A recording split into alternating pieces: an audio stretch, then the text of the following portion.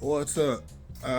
So you see that we've had our first real snow accumulation here in Ohio, and that's where my car sits.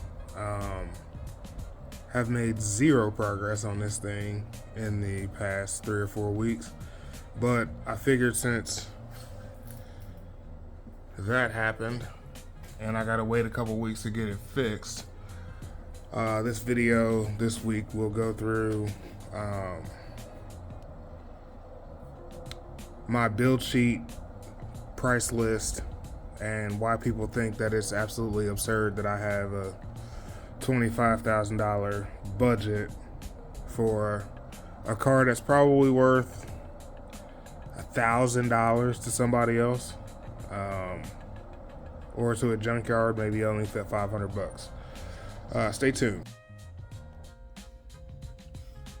So I'm here sitting in my living room at my desk, and I'm gonna go through what I have, think what I need, and what I consider a thorough list of parts and prices that I've gathered from either company websites. Most of the stuff is coming from Rock Auto because that's pretty much the only place that I can find some of this stuff at a decent price. So here we go. As it pertains to my build, so again, it's a 1999 Infiniti I30T. Car has 256,000 miles on it. Still runs and drives, but it has low compression in 4 of the 6 cylinders. So when I found that out, I started doing some scouring on the internet to see if I could find a motor for a decent price. I came across one in Cincinnati. It just so happened to be out of a 97 Maxima. Now I considered doing the 3.5 swap, but I didn't want to go through all that mess with the timing, and yeah, I can get all the extra power and stuff out of it that way, but I also know that this VQ30 motor is very capable and will take boost from what I've seen. So that was one of the options. And when I found this motor, I found it out of, like I said, a VQ30 DE out of a 97 Maxima, had 50,000 miles on it. For 400 bucks, it would have been 300 if I taken the old motor back, but I still have the original motor.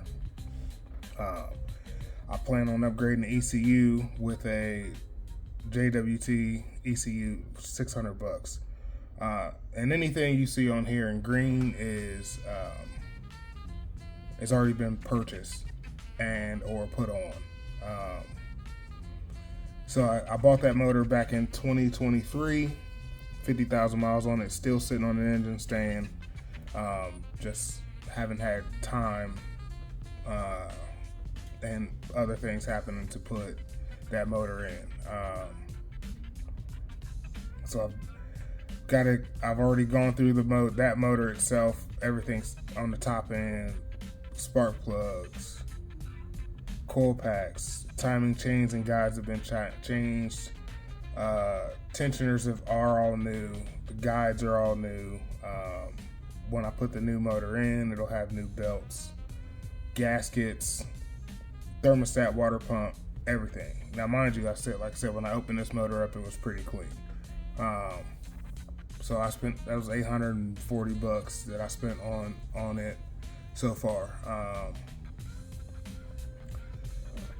So I'm a while they're in there person. So motor mounts need to be changed out. So I have motor mounts that I'm gonna get, down to exhaust and emissions stuff. I have the vapor canister purge valve, PCV valve. My mass airflow sensor, I figured needs to be changed, so I'm going to change it out. All the O2 sensors,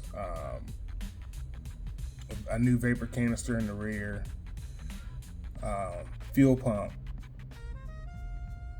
heater core, hoses, blower motor, fuel tank straps. The car is almost 27 years old by the date it was made, because it was made in December of '98.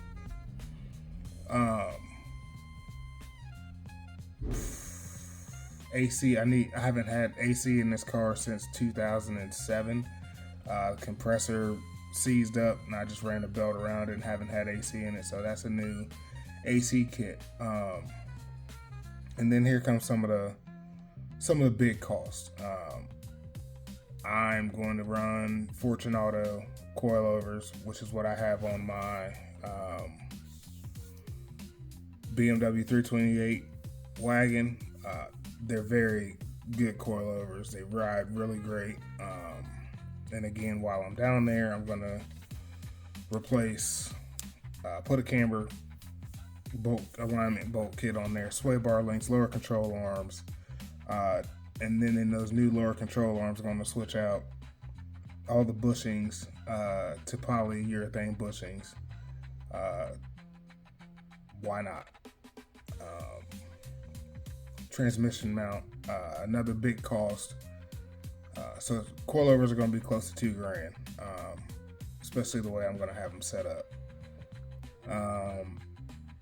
Also, that transmission, I've never opened it up or had it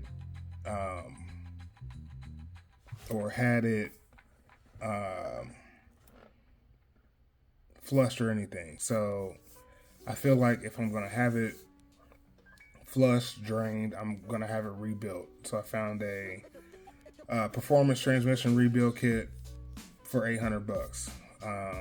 That doesn't include any labor or anything. I just figured if I'm gonna put 50,000 mile motor in the car, I can't put that back in on a transmission that has 256,000 miles on it and hasn't been serviced since I've owned the car for almost 19 years. I know, call me crazy.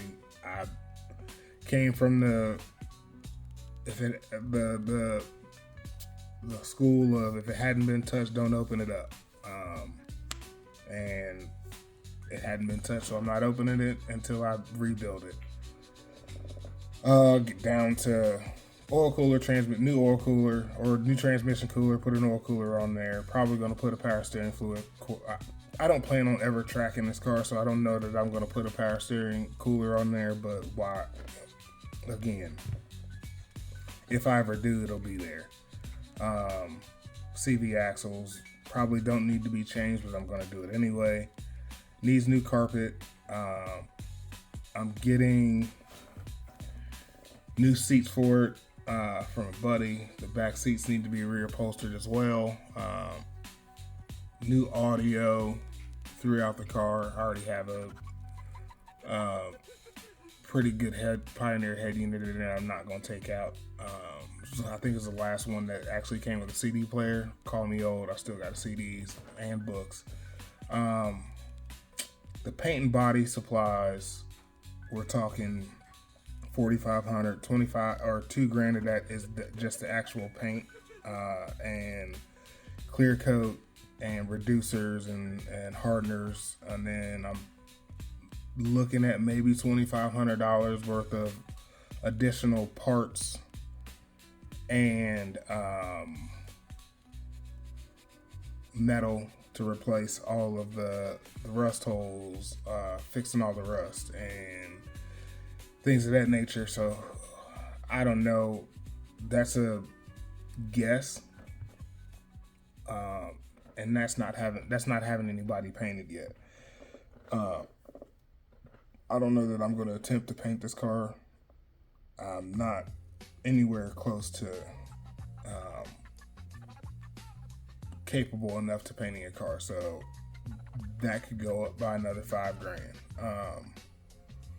But as for now, I have $4,500. I already have my brakes done, which, if you've seen any of the pictures or videos of the car, I had bought a big brake kit from R1 Concepts full disclosure, I am a dealer for R1, but I also spent about $2,000 on the brakes, $2,300 on brakes, because I have new patch rotors and calipers on the rear, and then obviously a front big brake kit. Then I have budgeted $8,000 in just miscellaneous funds for parts, labor, and then what I call my oh shit fund is just if I want something and I'm like, oh shit, I want that, and get it. I do have some surprises in store. Hopefully, if I can get them done and made, they will be one-off parts for this vehicle because they don't make them. But we'll get, when I get there, if I get there, I'll let you guys know.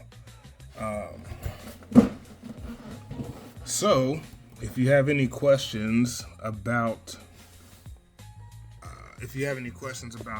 my build list or my other plans for the vehicle, let me know. What did I say? Like, subscribe, comment down below. I'll try to put this list either on my Instagram or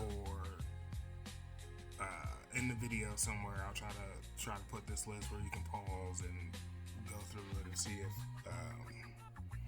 there's anything that you care to see on the price list. But again, thanks for paying attention or not paying attention to my BS about this car that I've owned for 20 years. Thanks. Peace.